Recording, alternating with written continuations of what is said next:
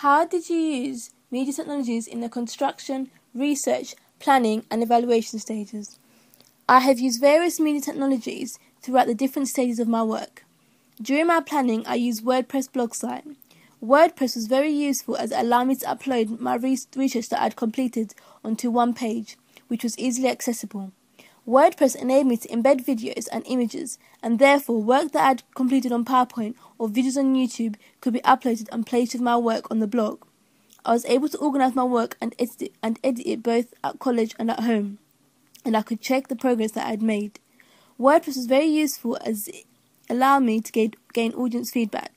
I posted both my magazine cover and film posts on my blog, and I invited my friends to leave comments and feedback on both texts. Another media technology that I used was YouTube. YouTube was very useful as it enabled me to analyse and look at professional teaser trailers in my chosen genre. Through watching action teaser trailers via YouTube, I was able to get an idea of the conventions and themes that are found in this genre. This enabled me to gather ideas on how I could use these elements when I'm creating my own teaser trailer. Key information such as the title and release date were presented in ways that worked effectively in the trailer, and this enabled me to use these techniques in my own work. PowerPoint was another media technology that I used in my research and planning.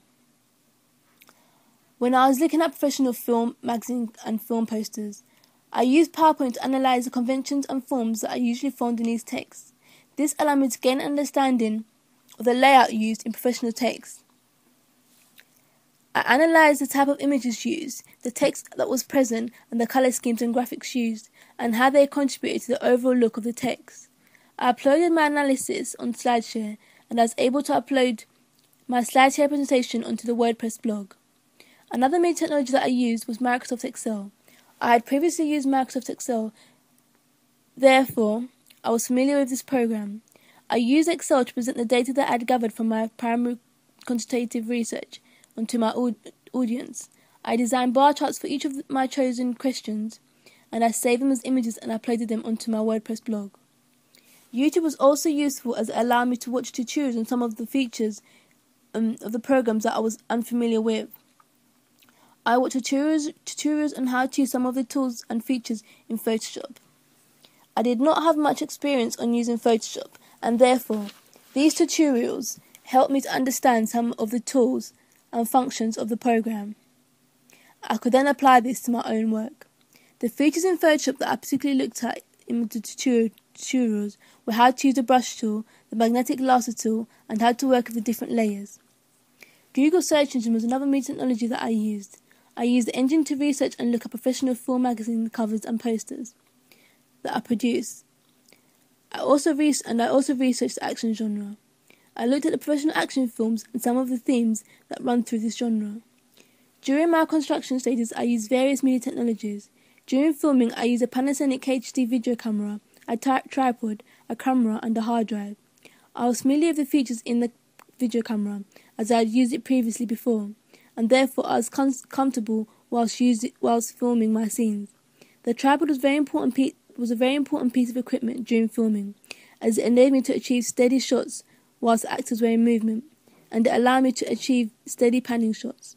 The tripod could also be adjusted for me to achieve various camera shots, such as low angle and high angle shots. My video clips were saved on the hard drive, which enabled me to upload my videos onto the Mac computer. The most important media technology that I have used in the construction stages was Final Cut Pro.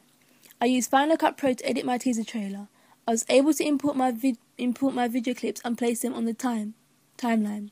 I used various tools such as the cut tool and the razor tool, which allowed me to shorten the length of my clips and leave out any unwanted video clips and take them out. I was able to add transitions between the two different clips and import images. I added images of my teaser trailer's title and release date onto my timeline, and I was able to place the title in between the two different clips in my trailer.